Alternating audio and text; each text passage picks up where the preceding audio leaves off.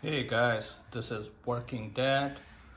So I'm gonna show you how to replace the 2002 ES3 Lexus ES300 transmission fluid. So I bought this car when it has I think 37,000 miles on it, and now it's 44,000 miles. So previous I don't get any history when the oil was changed last time, so I'm gonna change it.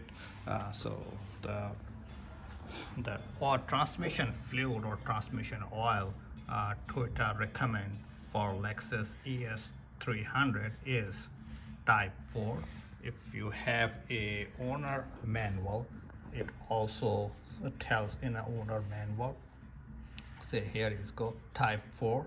And if are also when maintenance is scheduled, it tells you here, let me see where is this, like automatic transmission fluid. Says it doesn't tell you replace or flush, because sometimes dealer or mechanic says you need to flush so it says inspect. So if you look at here on the top, I is for inspect and correct or replace as necessary. So it's the recommendation are 96,000 kilometer, 60,000 miles, and 48 months. So as I said, I don't have any record from the previous owner, so I'm gonna replace the engine. Replace the transmission fluid, so I can establish the record from going forward. So also, if you can pull the dipstick of the transmission fluid, so it also mention on the dipstick to what type of the oil you're gonna use, you need for this transmission. So let me hold on a second, let me put my camera away, wipe it out, and show you. If you look at on the dipstick stick, it has cold setting, hot setting, and also it tells you the type of the fluid.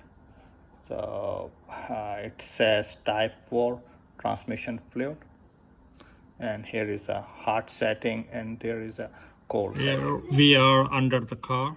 So there is a drain plug for the transmission fluid, which is on the driver's side of the motor. So, and transmission fluid dip is also on the driver's side. So don't confuse with the transmission fluid drain plug and the engine oil drain plug. So that's the engine oil drain plug, which is on the passenger side. So to open this little guy, we need a hex key. If you look at this, it has a 4 corner or 4 flat place. So if you have a ratchet, so here you go, or hex key. So I'm gonna use this hex key and loose this guy. So drain plug is loose. Let me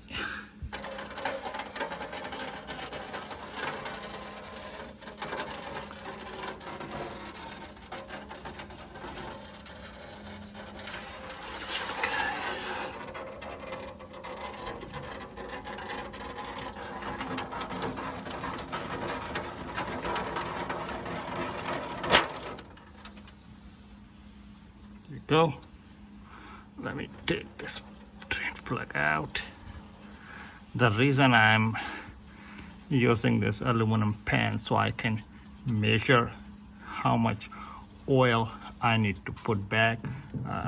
Some people also says you need to remove the whole bottom of the pan, and then you have to change the filter. But when I asked the dealer said no, they're not gonna do it. There is no need until you see very dark or brown oil. So, and they were charging me like $250. So it's for a pretty simple method. So I thought I'm gonna do it by myself, but let it drain for a while. Make sure the fluid is drained, and then I'll come back. I would recommend to change the gasket of the drain plug. I bought a new gasket from the dealer. I think it cost me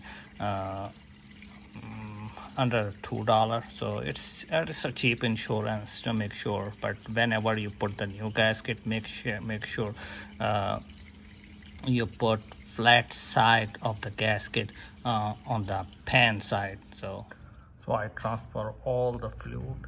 I drain into the one of the bottle of the engine oil bottle, which I used for my previous project. So it says it has like a oil level up to the black mark is like almost a 4 quart. So it's 4 quart came out, but if you look at the specification or maintenance manual, it says 3.3 quart. So I don't know why the previous owner put a more engine oil. So just FYI, I'm gonna go with the specification in the manual. So I'm gonna pour 3.3 quart. Pour transmission fluid back. So you need to remove the dipstick, put the funnel in, and start pouring your fluid into the as I said, is 3.3 quarter. So but there is a 2 setting, as I mentioned, cold setting and hot setting. So I'm gonna pour to the cold setting, and I'm gonna run the car for maybe 10-15 minutes, and then gonna check the level again. That's just in case if we need to pour more oil. So I pour transmission fluid up to the cold setting. So now I'm gonna run the engine and let it run till the temperature, the thermostat or temperature needle comes in the middle. Or in the meantime, I'm gonna shift the gear and keep the gear like so I'm gonna go from the park to the reverse. I'm gonna wait for maybe 10 seconds. 1,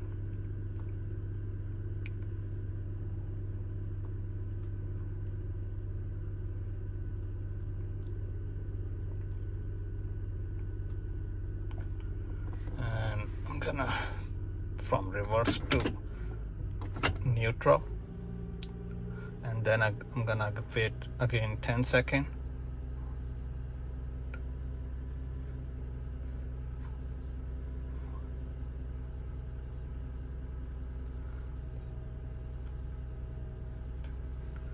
And then I'm gonna shift to drive, and then wait again 10 seconds.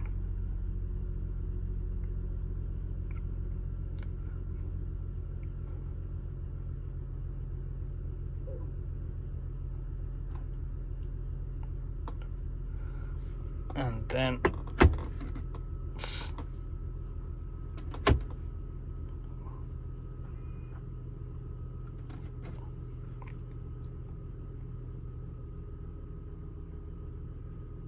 make sure you step on the brake while you guys are doing this. So second, 1,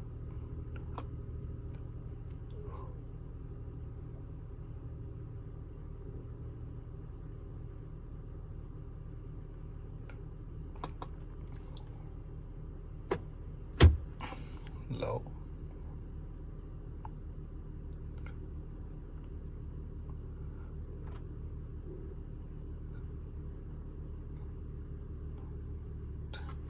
so back. I'm gonna wait for like a 5-second on the back and I'm going up. So third, 1, 2, 3, 4, 5. Fourth, 1, 2, 3, 4, 5. 1, 2, 3, 4, 5. 1, 2, 3, 4, 5. 1, 2, 3, 4, 5. So I'm looking at the temperature needle is still not in the middle, and you can also buy a temperature gun from the Walmart or Home Depot and go underneath the car and check the pan temperature. So they recommend when pan temperature reaches somewhere around 145, then you need to check the label, pull the dipstick and check the label, make sure is on the hot setting. So I'm gonna wait till it's reaches in the middle. So maybe I'm gonna run the car idle till the temperature needle reaches in the middle. The car has been running idle for, I would say, 3 or 4 minutes, and the engine, the heat needle is in the middle. So I checked the level is, I think is lower than the hot setting, so I'm gonna pour the more oil. Last I poured 3 quarts, so I'm gonna pour more oil till it reaches the level on the hot setting. So make sure you guys check while check the transmission fluid level when car is in hot setting, like is in idle condition. So I'm gonna let it run, pour more oil, come back and check the level again. The car has been running idle for, I would say, 20 minutes. So I top up the fluid and check the level. Now the transmission fluid level is at the hot setting. So I decided in the last 20 minutes I just checking the oil level on the hot condition, and while the car running idle. So I think now I'm good to go. Thanks for watching. Bye.